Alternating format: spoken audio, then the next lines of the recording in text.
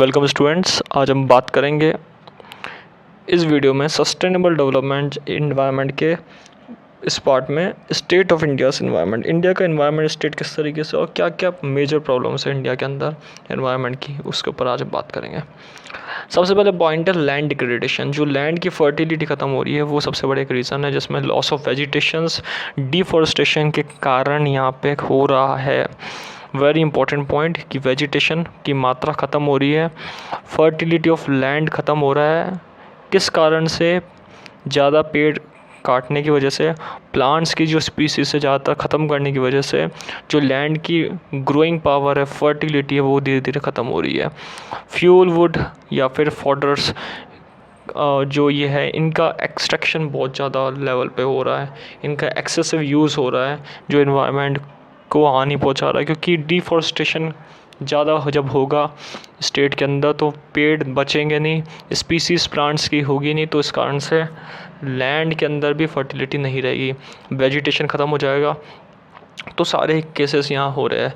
Shifting cultivation ज़्यादा हो रहा है, यानी कि एक चीज़ से एक जगह से कल्टीवेट करके दूसरे जगह पे जा रहे हैं फार्मर्स। तो ये लैंड डिग्रेडेशन बहुत बड़ा एक मेजर इशू माना गया है इन्वायरमेंट के अंदर, इंडिया का इन्वायरमेंट स्टेट में। दूसरी बात क्या है इसके अंदर? दूसरी बात ये है कि इसमें एक तो फॉरेस्ट फायर और ओवरग्रेजिंग, ये पॉइंट यहाँ पे क्रिएट होता है। नो और इम्प्रॉपर क्रॉप रोटेशन, यानी क्रॉप रोटेशन हो नहीं रहा, और हो भी रहा तो improper use point of view से हो रहा है।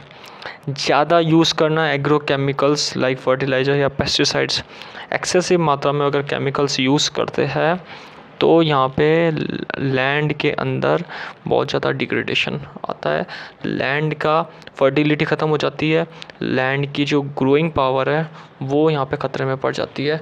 तो वो चीज़ें एक बहुत बड़ा मेजर कारण बन रही है। तो हमने इस पॉइंट पे क्या पढ़ा? लैंड डिग्रेडेशन में किस कारण से लैंड डिग्रेड हो रहा है, ख़त्म हो रहा है, उनकी जो फर्टिलिटी ख़त्म हो रही है, ज़्यादा एक्सट्रैक्शन करना फ्यूल वुड फॉडर्स का, शिफ्टिंग कल्टीवेशन की ज़्यादा प्रैक्टिस लाना, land forest fire, overgrazing, no और improper crop rotation, excessive use of chemicals, agro chemicals like fertilizer, pesticides, ये मेजर इशू है जो लैंड इन्वायरमेंट में आते हैं इंडिया के। इसके बाद बात करिए एयर पोल्यूशन जैसे इशूज़ की। एयर पोल्यूशन इशू क्या है? एयर पोल्यूशन इशूज़ इसलिए क्योंकि ये एयर को पॉल्यूटेट करता है। जैसे स्मोक जो है इंडस्ट्रीज़ के अंदर एमिटेड हो रहा है, पर्टिकुलर कोल एनर्जी यूज़ हो रहा है, पॉइजनस गैस यूज़ हो रही है, केमिकल्स यूज़ हो रहा है, gases of by motor vehicle जो क्रिएट हो रही है वो यहाँ पे यूज़ हो रहा है। Exponential rise in number of vehicles, जो भी ट्रक्स, बसेस, कार्स, बाईसाइकिल, ये सारे जो व्हीकल्स हैं इनका एक्सेसिव मात्रा में बढ़ोतरी हो रही। तो ये एक मेजर इशू यहाँ पे है एयर पोल्यूशन का। और ज़्यादातर पॉइजनस गैस जो है वो इन्वायरमेंट में फैल रही है, वो भी एक मेजर इशू यहाँ पे माना गया है। बायोडाइवर्सिटी लॉसेस, यानी कि depletion, decline, extinction of living species, flora and fauna species का ख़त्म होना, क्लाइमेटिक चेंज के कारण, पॉल्यूशन के कारण, ज़्यादातर नेचुरल रिसोर्सेज का ओवर एक्सप्लॉयटेशन के कारण, ये मेन कारण है। इनकी वजह से फ्लोरा एंड फौना स्पीसीज़ यानी कि प्लांट्स एंड एनिमल स्पीसीज़ ख़त्म हो रही है, डिक्लाइन हो रही है, कुछ स्पीसीज़ एक्सटिंक्ट हो चुकी है, ख़त्म हो चुकी है, कुछ स्पीसीज़ डेंजर में है, कुछ स्पीसीज़ धीरे धीरे ख़त्म हो रही है। तो ये इन्वायरमेंट रिलेटेड इशूज़ माने गए हैं। इसके बाद है मैनेजमेंट ऑफ फ्रेश वाटर की कमी हो रही है, improper management of water resources. Water pollution एक अनदर इशू है जो इन्वायरमेंट फेस कर रहा है, जिसमें इंडस्ट्रियल वेस्ट ज़्यादातर हो रहा है कंट्री के अंदर। इंडस्ट्रियल वेस्ट का जो पॉइंट, इंडस्ट्रियल वेस्ट जो है वो वाटर रिसोर्सेज से मिल रहा है, टॉक्सिक केमिकल्स और पॉल्यूटेंट्स जो है वो वाटर के अंदर मिक्स हो रहे हैं, इस कारण से रिवर्स के अंदर मिक्स हो रहे हैं, इस कारण से फ्रेश वाटर का मैनेजमेंट नहीं हो पा रहा है। और जब तक इंडस्ट्री वेस्ट का मैनेजमेंट नहीं होगा तब तक वाटर रिसोर्सेज का प्रॉपर्ली मैनेजमेंट नहीं होगा, वाटर में पोल्यूशन एक अनदर इशू बनता जाएगा, बड़े इश्यूज बनते जाएंगे। तो एक ये बहुत बड़े रीज़न है कि इन चीज़ों से किस तरीके से निकले, एक बहुत बड़ा मेजर इशू बन गया। इन चीज़ों से कैसे निकले, इन चीज़ों से कैसे बाहर आए, वो चीज़ों को यहाँ पे बहुत बड़ा एक पॉइंट यहाँ पे आता है।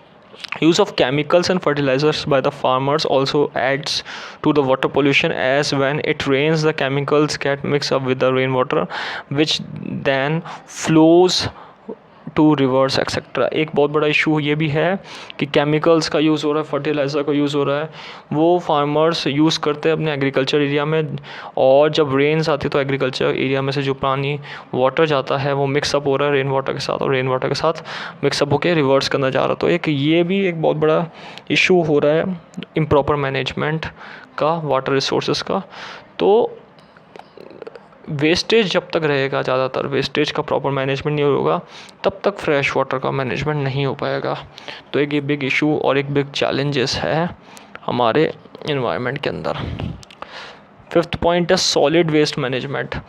हाउस होल्ड वेस्ट का एक प्रॉपर्ली डिवीज़न नहीं है, सेग्रीगेशन नहीं है, और रोड्स पे वेस्टेज जा रहे हैं तो इन्वायरमेंट को थ्रेट पहुंचा रहे हैं। ये एक बहुत बड़ा रीज़न है जो वेस्ट मैनेजमेंट को खतरे में डाल रहा है। तो that is a urgent need of management of solid waste. इन चीज़ों का जो सॉलिड वेस्ट है, जो सूखा कचरा है जो घरों से निकलता है बाहर, और गीला कचरा है, उन दोनों का बहुत इंपॉर्टेंट यहाँ पे माना गया है।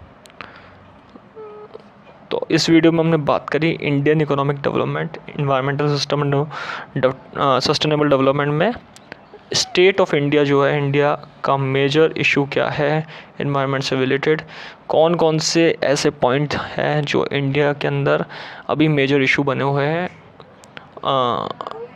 इन्वायरमेंट से रिलेटेड। Thank you.